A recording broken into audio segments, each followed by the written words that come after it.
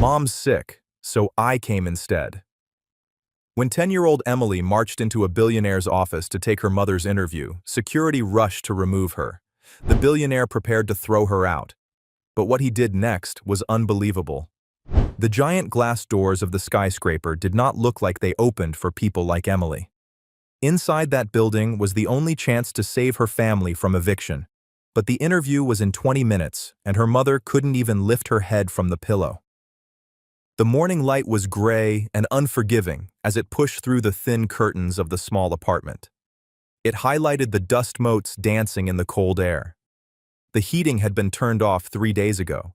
It was a choice between warmth and food, and Mary had chosen food for her daughter. In the corner of the room, Mary sat on the edge of the mattress, her body trembling. A deep, rattling cough shook her thin frame, sounding loud in the quiet room. She held a phone to her ear with a hand that was pale and shaking. "Please," Mary said, her voice raspy and weak. "I just need to reschedule. It is just a fever. I will be fine by tomorrow."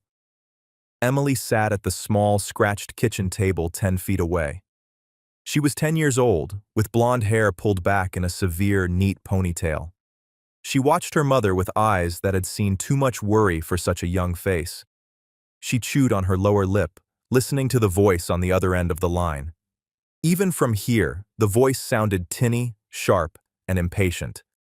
"Ms. Davis," the voice on the phone snapped. "Miller Enterprises does not reschedule. We have 50 applicants for this cleaning position. If you are not in the lobby at 9 a.m. sharp, we move to the next name on the list. That is the policy." "But I have been preparing," Mary pleaded, tears gathering in her eyes. "I know I can do the job. I just need 9 a.m. or do not bother coming at all." The line clicked dead. Mary lowered the phone slowly. Her shoulders slumped, and she let out a sob that turned into another violent fit of coughing. She curled onto her side, pulling the thin quilt up to her chin. The fever was burning through her, stealing her strength, stealing her fight. Emily stood up. She walked over to the bed and placed a cool hand on her mother's burning forehead. "Mama?" she whispered. "I'm sorry, Emmy," Mary murmured, her eyes closing. "I'm so sorry. I ruined it. I ruined it all. Sleep now. It's okay." But it wasn't okay. Emily knew exactly how not okay it was. She looked at the calendar on the wall. The date, eviction, was circled in red ink just 3 days away. This job wasn't just a job. It was the difference between this drafty apartment and the shelter downtown. Mary's breathing slowed as the exhaustion and the medicine she had taken earlier finally pulled her into a restless sleep. Emily stepped back. She looked around the room. It was clean, spotless actually. Her mother scrubbed floors for a living, and she kept their home immaculate, even if the furniture was secondhand and the rug was threadbare. On the small dresser stood a framed photograph, the only thing of value they owned. It was a black and white photo of an older man in a uniform.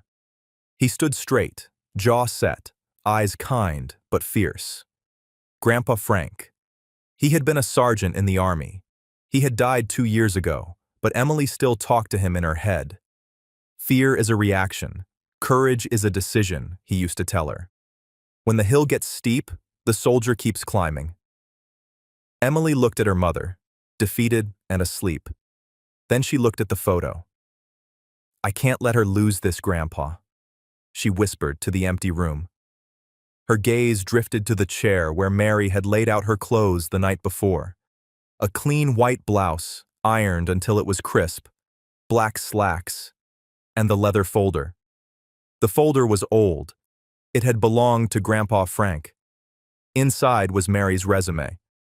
Emily had helped her type it at the library. It wasn't a long resume, mostly diner work, hotel cleaning, and housekeeping. But it was honest. Emily felt a strange sensation in her chest. It wasn't fear. It was something harder. It was a resolve that felt too big for her small body. She checked the clock. 7:45 a.m. The building was downtown, a 40-minute bus ride. Emily moved quietly. She went to her small closet. She didn't have a suit, but she had her church clothes. A navy blue skirt that was getting a little short, a white button-down shirt, and a gray cardigan. She put them on. She pulled her white socks up high and put on her black school shoes. They were scuffed at the toes. She went to the kitchen sink, wet a paper towel, and scrubbed the scuffs until the leather looked as dark as possible. Present yourself with dignity, Emily. Even if you have nothing in your pockets, you have pride in your spine. That was Grandpa Frank again. She walked back to the chair and picked up the leather folder. It was heavy in her hands. It smelled like old paper and tobacco, a smell that reminded her of safety. She scribbled a note on the back of an envelope and left it on the pillow next to her mother's head. Went to the store for soup. Be back soon. Love, Emmy. It was a lie, but a necessary one. If her mother knew the truth, she would try to stop her, or worse, try to get out of bed and collapse. Emily put the key around her neck on a string, took a deep breath, and walked out the door. The city was a beast. That was what Mary always called it. It was loud, indifferent, and fast. Emily sat on the hard plastic seat of the number 42 bus, clutching the folder to her chest like a shield. Her feet didn't quite touch the floor. The bus smelled of wet raincoats and diesel fumes. Across from her, a woman with tired eyes watched her. "No school today, honey?" the woman asked. Emily sat up straighter. "I have an important appointment," she said, using her best grown-up voice. The woman chuckled, a dry, humorless sound, and looked away. Emily looked out the window. The neighborhood of crumbling brick buildings and chain-link fences was slowly giving way to glass and steel. The people on the sidewalks changed too. They stopped wearing work boots and hoodies and started wearing trench coats and shiny shoes. They walked faster, looking at their phones, avoiding eye contact. Emily's stomach gave a nervous lurch. She hadn't eaten breakfast. There hadn't been enough milk for cereal, and she wanted to save the last slice of bread for her mom. Focus, she told herself. Mission objective. The bus hissed to a halt at 4th and Main. "Financial District," the driver grunted. Emily hopped down the steps. The wind hit her instantly. It was a cold, biting wind that whipped around the skyscrapers, channeling through the streets like a wind tunnel. It stung her cheeks and tugged at her ponytail. She shivered, pulling her thin cardigan tighter. She wished she had a coat, but her winter coat had a broken zipper and a stain on the front. It wouldn't look professional.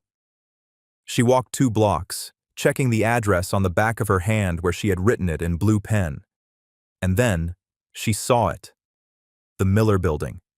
It was terrifying. It shot up into the sky, a monolith of black glass and chrome. It reflected the clouds, making it look like a piece of the storm itself had landed on the street. Men and women in dark suits flowed in and out of the revolving doors like a river of ants.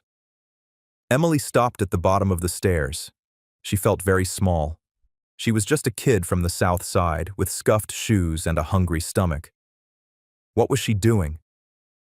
She touched the leather folder again. She felt the outline of the paper inside. "I am Mary Davis's daughter," she thought, "and I am Frank's granddaughter."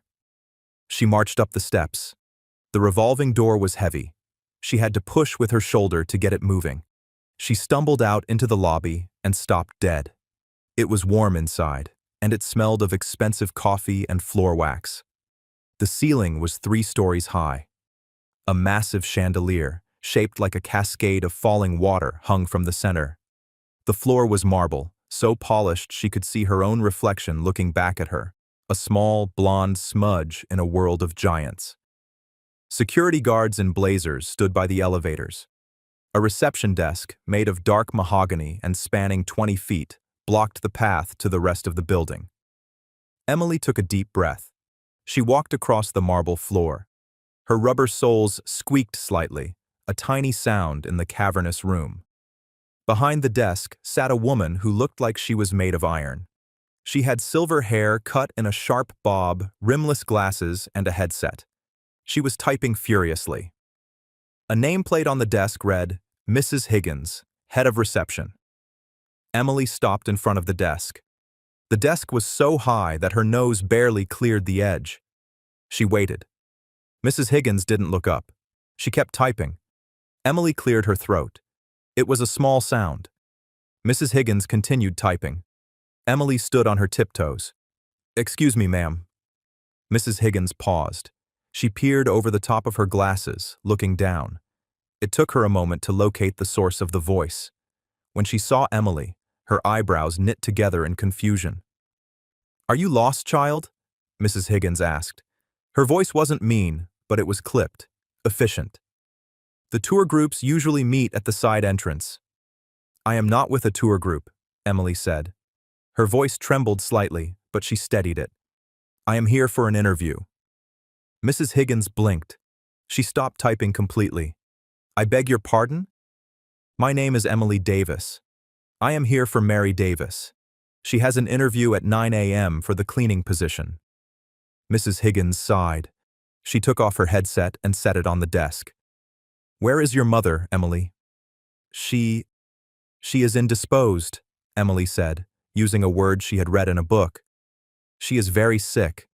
But she needs this job. She is the hardest worker you will ever meet. So since she could not come, I came to bring her resume and answer your questions." Mrs. Higgins looked at the girl. She looked at the cheap cardigan, the scuffed shoes, the fierce determination in the blue eyes. For a second, her expression softened, but then the mask of the gatekeeper slammed back down. "That is very sweet, dear," Mrs. Higgins said, her voice dismissing. "But that is not how this works. We need to interview the actual employee, security protocols, insurance, common sense." "But the man on the phone said if she wasn't here, she would be disqualified," Emily insisted, holding up the leather folder. "I can't let that happen. Please, just take her paper. Just look at it." "I cannot accept a resume from a minor," Mrs. Higgins said, reaching for a phone on her desk. "I'm going to call security to have you escorted out. You can't be wandering around the lobby." "No!" The word burst out of Emily louder than she intended. Several people in the lobby turned to look.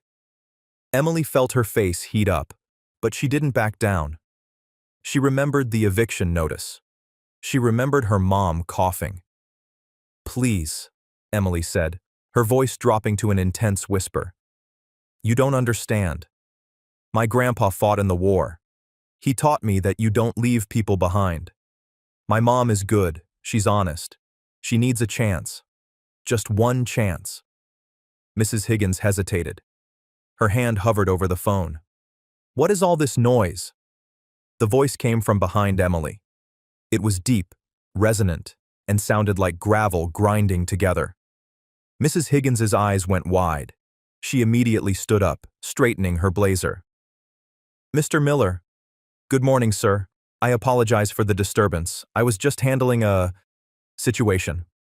Emily turned around slowly. Standing there was a man who seemed to take up all the air in the room. He was older, perhaps in his late 60s. He wore a charcoal suit that fit him perfectly. His hair was white, thick, and combed back, but it was his face that was terrifying. It was a face carved from granite, lined with deep creases. His eyes were dark and sharp, like a hawk searching for a field mouse. He held a takeaway coffee cup in one hand and a stack of papers in the other. He looked down at Emily. "A situation," the man repeated. He looked at Mrs. Higgins. "Since when do we have children shouting in the lobby, Martha?" "She was just leaving, Mr. Miller," Mrs. Higgins said quickly. "She came to, well, she claims she is here for a job interview." The man, Robert Miller, the billionaire owner of the building and the company, looked back down at Emily. He didn't smile.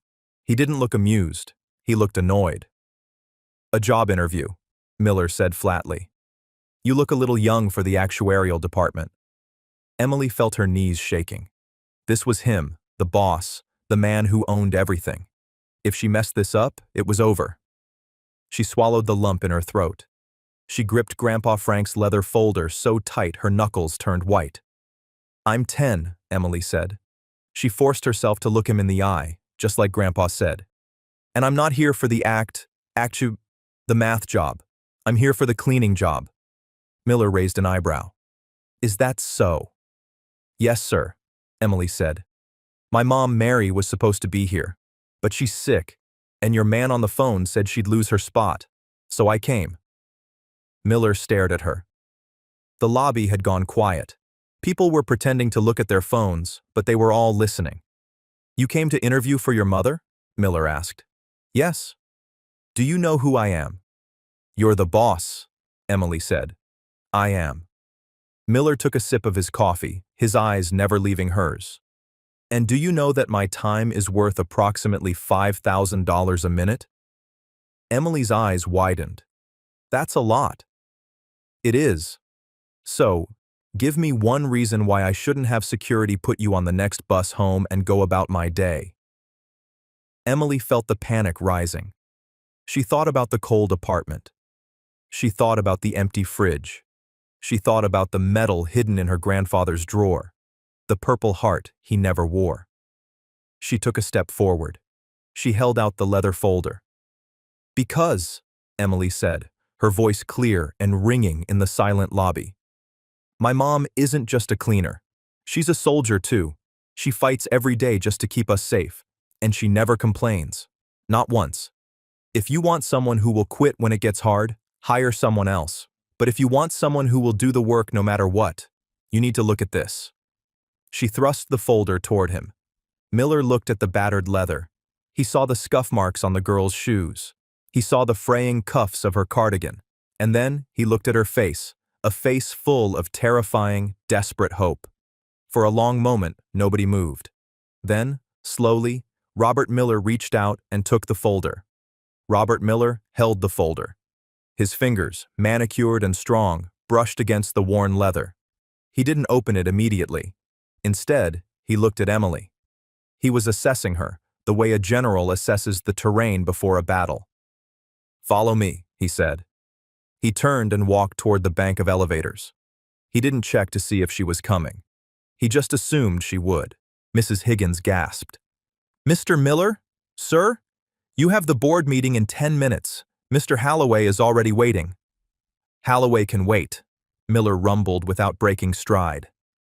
Emily scrambled to catch up. Her rubber soles squeaked on the marble. She clutched her cardigan tight, her heart hammering against her ribs like a trapped bird. She passed the security guards, who looked confused, but stepped aside instantly for their boss. They stepped into the elevator. It was unlike any elevator Emily had ever seen. There were no buttons, just a sleek glass panel. The walls were mirrored. Emily saw herself reflected endlessly. A small, terrified girl in oversized clothes standing next to a titan of industry. The doors slid shut, sealing out the noise of the lobby. The silence was heavy. Miller pressed a spot on the glass panel. The elevator began to rise, smooth and fast. You said your grandfather was a soldier, Miller said. He didn't look at her. He stared straight ahead at the steel doors. Yes, sir, Emily answered. Sergeant Frank Davis. Miller's eye twitched, just a fraction. Army? Yes, sir, infantry. And he taught you to march into office buildings and demand meetings? He taught me that you don't retreat just because the enemy is bigger than you, Emily said.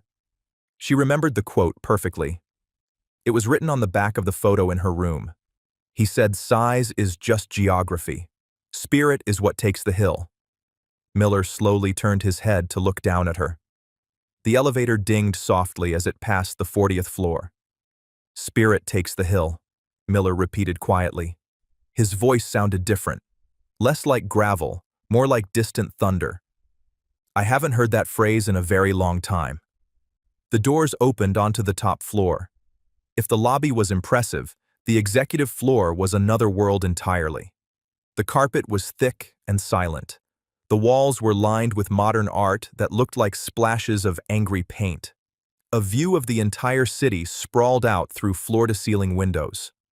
A man in a blue suit was pacing in front of a receptionist's desk. He looked younger than Miller, maybe 40, with slicked-back hair and a watch that cost more than Emily's apartment building. This was Mr. Halloway. Robert, Halloway said, spinning around.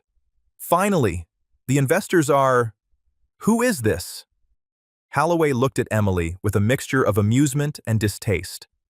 He wrinkled his nose slightly, as if he smelled something unpleasant. This is Emily, Miller said, walking past him. She is currently the most interesting part of my morning. She's a child, Holloway scoffed, following them. Robert, we have to discuss the merger. We can't have stray children wandering the executive suite. It looks unprofessional. Should I call security? Miller stopped. He turned slowly to Holloway. James, Miller said softly, do you know why I built this company?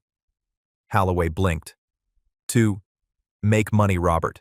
To dominate the market. No, Miller said. I built it so I could do whatever I damn well please. And right now, I please to conduct an interview. He pointed a finger at the heavy oak door of his office. Wait here. Holloway's mouth snapped shut. He glared at Emily. Emily didn't glare back. She just stood straighter, mimicking Miller's posture. Miller opened the door and ushered Emily inside. The office was vast. A desk the size of a dining table sat in front of the window. There were 2 leather chairs facing it. Miller walked behind the desk and sat down. He gestured to a chair. Sit. Emily climbed into the chair. It was soft and swallowed her up. Her feet dangled inches above the floor. She placed her hands on her knees to stop them from shaking. Miller finally placed the leather folder on the desk. He opened it. The first thing he saw was the resume. It was neat, typed on plain paper. Mary Davis. Experience. Motel 6, 2018 to 2020. The Downtown Diner, 2020 to 2022. He scanned it. It was a humble list. There were gaps. The gaps usually meant trouble, addiction, prison, or laziness. Why the gaps? Miller asked, tapping the paper. 2016 to 2018, no work listed. That was when Grandpa got sick, Emily said instantly.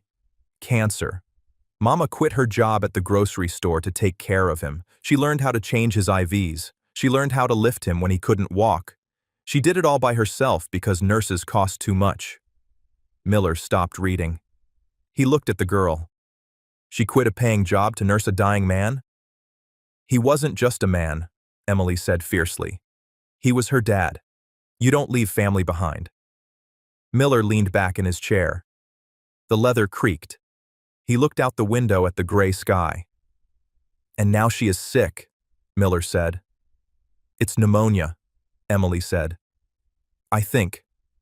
She coughs until she can't breathe. She feels like fire, but she tried to get up this morning. She tried to put on her shoes. I had to hide them. You hid her shoes? Yes. If she came out in the cold, she would get worse. But we need the money. The landlord put the red paper on our door. The eviction notice? Miller noted. Yes, 3 days. Emily's voice wavered, but she swallowed hard and pushed the tears back. So I need you to give her the job. I can help her. I can scrub the floors until she gets better. I know how to clean. I do our whole apartment. I know you have to use the blue cleaner for glass and the yellow one for wood. Miller watched her. He had sat across from senators, CEOs, and warlords. He had seen men lie without blinking.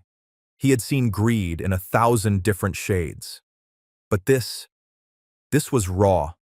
It was unpolished, desperate integrity. He looked back down at the folder. He flipped the resume over. Underneath, loose in the pocket, was a photograph. Emily must have forgotten to take it out when she grabbed the folder. Miller froze. His hand, usually so steady, trembled slightly as he reached for the photo. It was an old black and white picture. A group of young men in muddy fatigues standing in front of a jeep. They looked exhausted, dirty, and young. Miller picked it up. He squinted at the faces. That's Grandpa, Emily said, pointing to the tall man on the left. Sergeant Frank. Miller didn't speak. His eyes moved from the face in the photo to the girl sitting across from him. He looked at her chin, the stubborn set of it. He looked at her eyes, bright blue, intelligent, fearless. He looked back at the photo, but he wasn't looking at Frank. He was looking at the skinny, terrified boy standing next to Frank. The boy with the helmet that was too big for his head. The boy holding a radio handset. Miller touched the face of the boy in the photo. "Private Miller," he whispered. Emily tilted her head. "What?" Miller cleared his throat. It was a rough, harsh sound. He placed the photo down gently, treating it like it was made of glass. "Your grandfather," Miller said, his voice thicker now. "He served in the 101st? The Screaming Eagles?" "Yes, sir. He said they were the best." "They were," Miller said. He stared at the desk. The memories were rushing back, unbidden. The smell of wet jungle, the noise of the mortars, the fear that tasted like copper in his mouth. He remembered a night in 1968, a ridgeline in the Ashau Valley. They were pinned down. He was 19 years old, a radio operator, and he had frozen. He couldn't move. The tracers were chewing up the ground around him. And then a hand had grabbed his vest. A strong hand. "Get up, Miller. Move your ass, son. We're not dying here today." Frank Davis. Frank had dragged him 50 yards through the mud to safety. Frank had taken a piece of shrapnel in the leg that night, the wound that gave him his limp. He had never mentioned it. He just wrapped it up and kept shooting. Miller looked at Emily. This girl was the granddaughter of the man who had saved his life. And now, the man who owned the sky was about to let the savior's daughter be thrown onto the street over a cleaning job. A bitter taste filled Miller's mouth. Shame. He had built an empire. He had billions in the bank. And Frank Davis had died poor, leaving a daughter and a granddaughter to starve in a drafty apartment. "Sir?" Emily asked. Did I do something wrong?" Miller blinked, snapping back to the present. He looked at the girl. She was twisting her hands in her lap, looking terrified that she had offended him. "No, Emily," Miller said. "You did everything right." He stood up. He walked to the window and looked down at the city. He felt old. He felt tired. But for the first time in years, he felt something else. A debt. A debt that was long overdue. He turned back to her. "You said your mother is at home?" "Yes, sir." "And she is alone?" "Yes. I left her a note." Miller pressed a button on his desk phone. "Holloway," he barked. The door opened instantly. Holloway stepped in, looking smug. "Ready to send her home, Robert? I have security on standby." "Cancel the board meeting," Miller said. Holloway's jaw dropped. "Excuse me?" "Robert, the Japanese investors are flying out tonight. We can't—" "I said cancel it," Miller roared. The power in his voice shook the room. "Reschedule it for next week. If they don't like it, tell them to find another partner." He grabbed his coat from the rack. He walked around the desk and extended a hand to Emily. "Come on, soldier," he said. Emily looked at the hand. It was large and calloused. She slid off the chair and took it. Her hand disappeared inside his. "Where are we going?" she asked. "We are going to conduct the second part of this interview," Miller said. "In person." "But my house is—" "It's not like this," Emily stammered, looking around the office. "It's small, and the heater is broken." Miller's face tightened. The thought of Frank's family freezing made his blood boil. "Then we will fix it," Miller said. He led her out of the office, past a stunned Holloway. "Robert, are you insane?" Holloway called after them. "Where are you going?" Miller didn't turn around. He walked Emily to the elevator. "I am going to pay a debt, James," Miller said as the doors closed. "A very old debt." The car was a black sedan, long and shiny. The seats were heated. Emily sat in the back, sinking into the leather. She had never been in a car that smelled like new shoes. Miller sat next to her. He was on his phone, barking orders. "Get Dr. Aris to the south side. I don't care if he's in surgery, get his partner. I want a pulmonologist at this address in 20 minutes. And tell the heating company I want a technician there too. Priority 1. He hung up and looked at Emily. She was staring at him with wide eyes. Is Dr. Eris a job interviewer too? She asked. A ghost of a smile touched Miller's lips. Something like that. The car moved smoothly through the city streets, gliding over potholes that would have rattled the bus apart. They left the shiny towers behind. The streets became narrower, the buildings gray and crumbling. Miller looked out the window. He saw the poverty. He saw the boarded-up windows. He wondered how many times Frank had walked these streets, limping on that bad leg, too proud to ask for help. Why didn't you call me, Frank? Miller thought. I would have given you the world. But he knew why.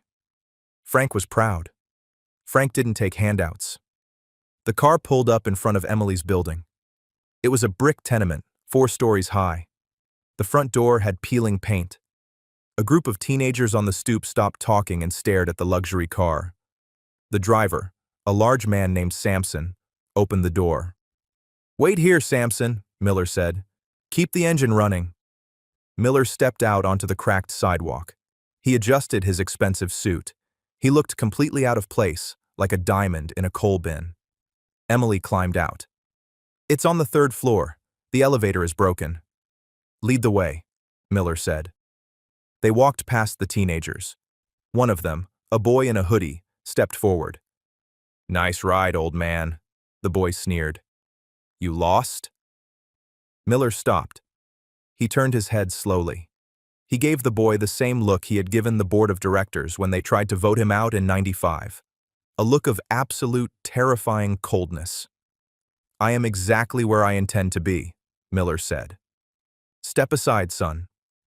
The boy hesitated, saw the look in Miller's eyes, the eyes of a man who had seen things the boy couldn't imagine, and stepped back. Emily led him up the stairs. The stairwell smelled of old cooking oil and damp concrete. They climbed to the 3rd floor. Emily reached for the key around her neck. Her hands were shaking. She was suddenly afraid. What if her mom was mad? What if the apartment was too messy? What if Miller fired them before they even started? She unlocked the door and pushed it open. The apartment was freezing. It was colder inside than it was in the hallway. Mama? Emily called out softly. There was no answer. Panic flared in Emily's chest. She dropped her grandfather's folder and ran toward the bedroom. Mama! Miller followed her, his heavy footsteps thudding on the thin floorboards. They entered the bedroom. Mary was lying on the bed, tangled in the sheets. Her face was flushed a deep, unnatural red, but her lips were blue. She was shivering violently, her teeth chattering with a sound that filled the room. She won't wake up, Emily cried, shaking her mother's shoulder. Mama, please! Miller moved instantly. He pushed past Emily, not roughly, but with urgency. He stripped off his expensive charcoal suit jacket and threw it over Mary. He placed the back of his hand against her cheek. She's burning up, Miller said grimly. Septic fever.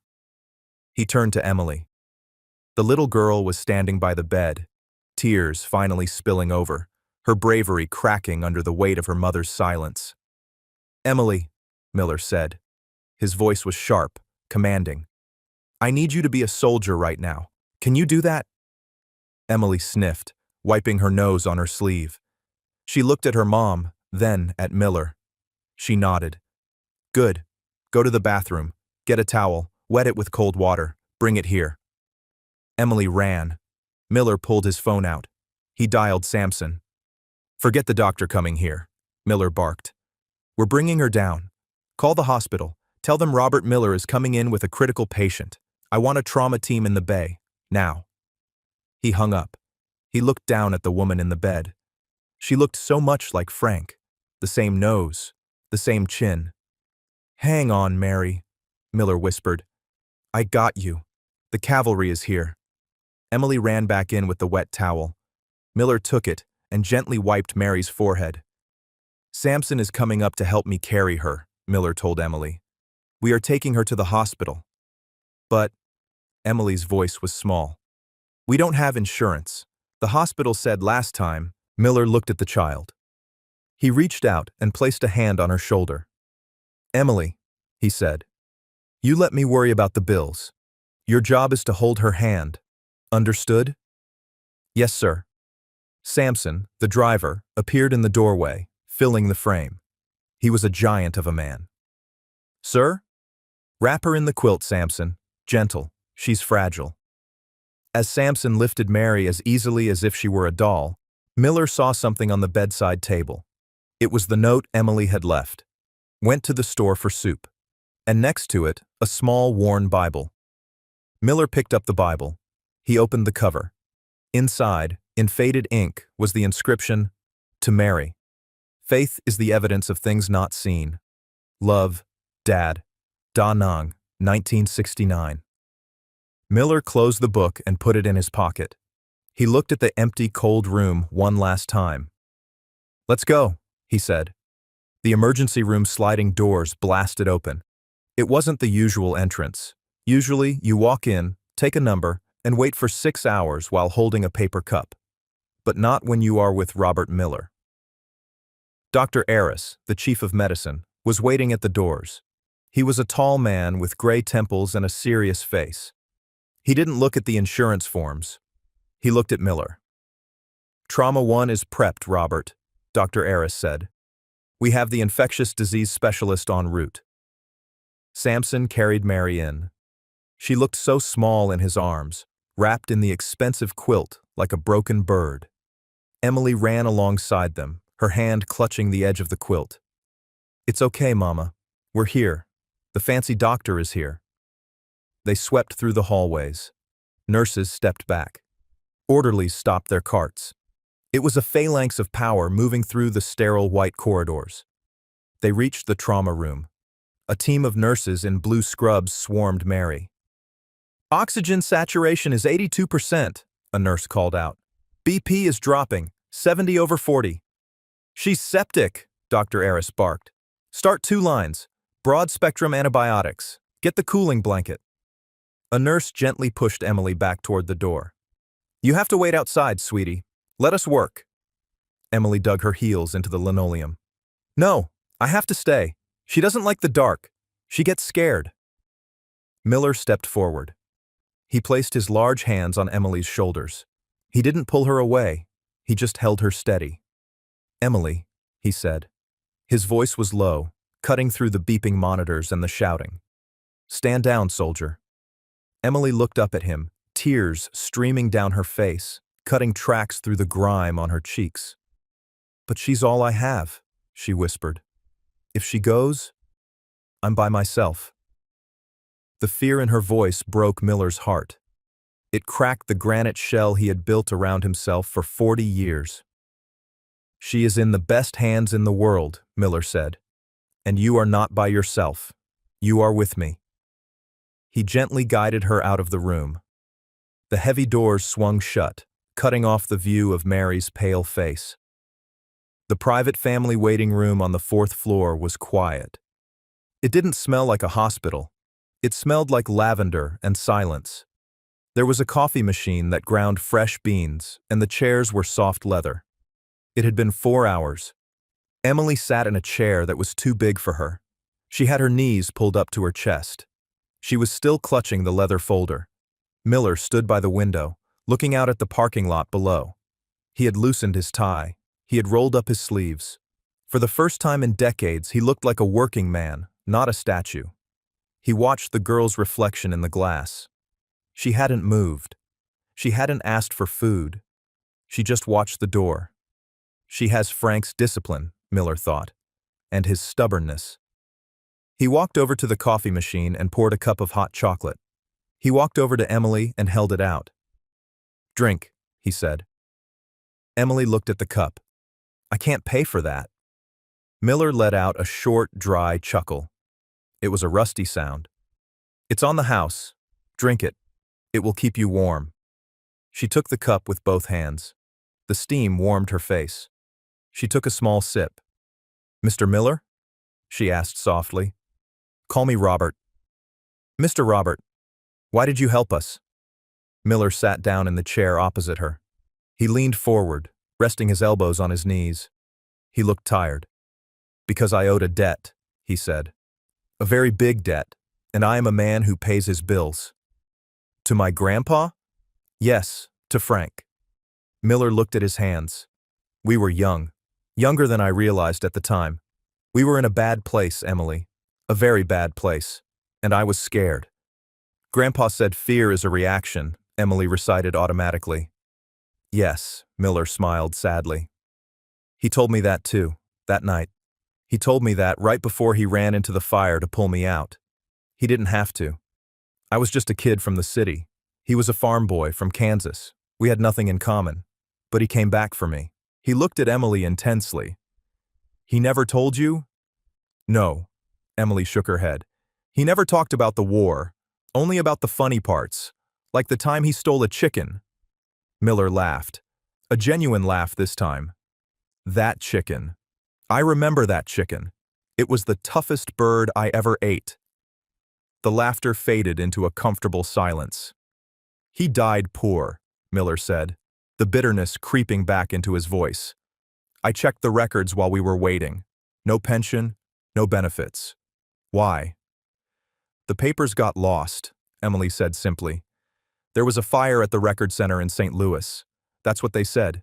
He wrote letters. Mama wrote letters. But they said they couldn't prove he was there without the papers. Miller's jaw tightened. They couldn't prove it. No. So he worked at the hardware store until his leg got too bad. Then he sat in the chair and told me stories. Miller stood up and walked to the window again. His anger was a cold, hard thing in his chest. A hero of the United States Army denied his due because of paperwork, while Miller sat in a glass tower making millions. The door opened. It wasn't the doctor. It was James Halloway. Halloway looked flustered. He was holding a tablet. Robert, Halloway hissed, closing the door behind him. This is getting ridiculous. The Japanese investors are threatening to pull out. You've been gone all day. And for what? A janitor? Miller turned slowly. The air in the room seemed to drop 10 degrees. A janitor, Miller repeated. Yes, a cleaning lady. Halloway waved his hand at Emily. And her kid. Look, write them a check. Give them $5,000. That's a fortune to people like this. Then let's get back to the office. Emily shrank back in her chair. She felt the shame burning her cheeks. People like this. Miller walked toward Halloway. He walked calmly, but there was a menace in his stride that made Halloway take a step back. James, Miller said softly, do you know what this girl did today? She interrupted a meeting? She walked into a lion's den to save her mother, Miller said. She showed more courage in 10 minutes than you have shown in your entire Ivy League career. Robert, be reasonable. I am being reasonable. I am realizing that I have surrounded myself with people who know the price of everything and the value of nothing. Miller snatched the tablet from Halloway's hand. He looked at the merger numbers on the screen. He tapped a few buttons and deleted the file. Robert! Halloway screamed. That was the only copy! Then you better start typing, Miller said. But not here. You're fired, James. You can't fire me. I own 51% of the stock. I can fire God if he works for me. Get out. Send your badge to security. Halloway gaped. He looked at Miller, then at Emily. He turned red, then pale. He spun on his heel and stormed out. Miller took a deep breath. He adjusted his cuffs. He looked at Emily. Sorry about that, he said. Just taking out the trash. It was evening when Dr. Aris finally came in. He looked exhausted, but he was smiling. She turned the corner, he said. Emily dropped her cup. It bounced on the carpet. Is she okay? She is sleeping. The fever broke about 20 minutes ago. The antibiotics are working fast.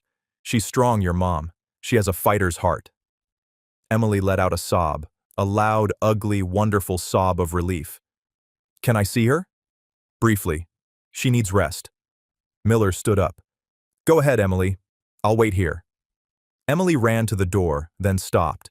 She looked back at the billionaire. Come with me, she said. Please, she needs to know. Miller hesitated. He felt unworthy to walk into that room.